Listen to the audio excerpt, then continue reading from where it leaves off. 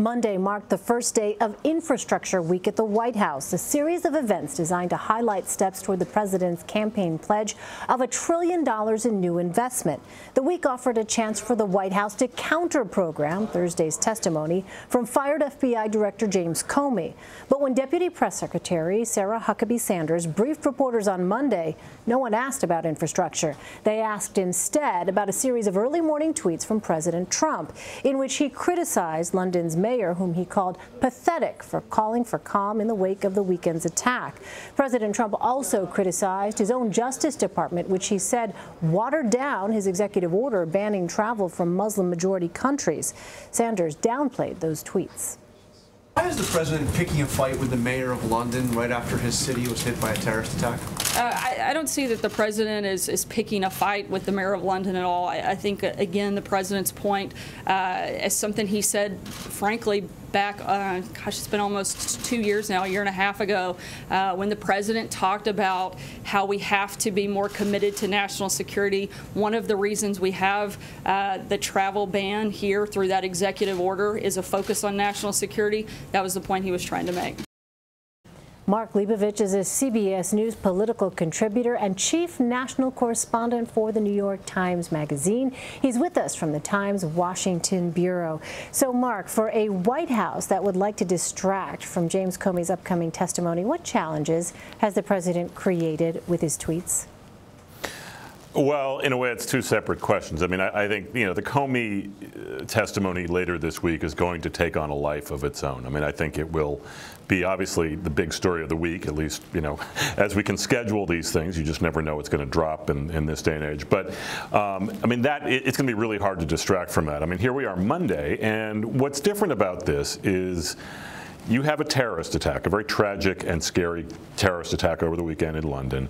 And it's, President Trump has made this, by way of his tweets, somewhat about him. And this is not so much a conversation, or should not be a conversation, about national security and who's tougher on national security and what should be done about it. I mean, typically in a situation like this, best wishes are sent immediately, help is offered in some way, and also, I mean, it's not terribly seen as typical by any stretch to go after the mayor of the city that has been afflicted by this.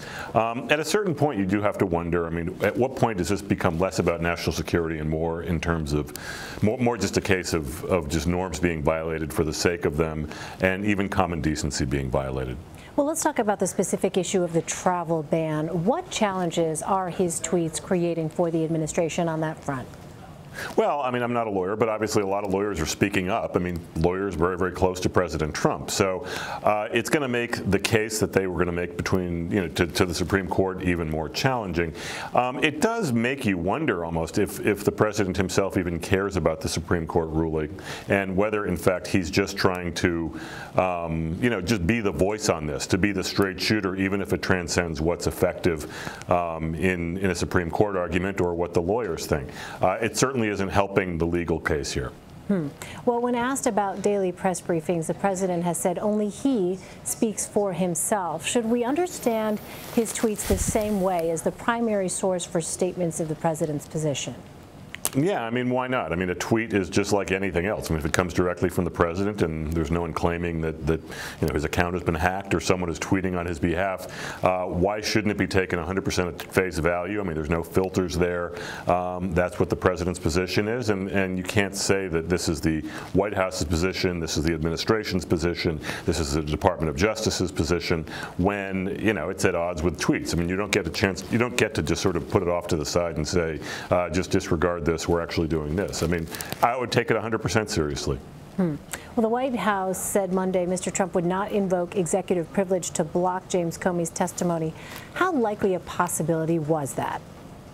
Well, I mean, it was likely enough so that no one really shut it down over the last few days. I mean, I think it was probably unlikely from the start, but at the same time, in the last 4 or 5 months, I mean, unlikely has been, proven true in many cases. I think tactically, it would have looked like he was trying to silence a critic again. It would have been something that it was not entirely clear whether he had the authority to do that, and certainly it was not going to be problematic or difficult for former Director Comey to get some kind of audience in the media to make his case known. And Republicans in the Senate and the House also wanted him to testify. So he had a really tough row to hoe in that sense. So I think this isn't surprising, really. Well, there's another hearing on Wednesday with National Intelligence Director Dan Coats, NSA Director Mike Rogers, Acting FBI Head Andrew McCabe, and Deputy Attorney General Rod Rosenstein. For a Congress that still doesn't have a signature legislative achievement, how much oxygen is this sucking up?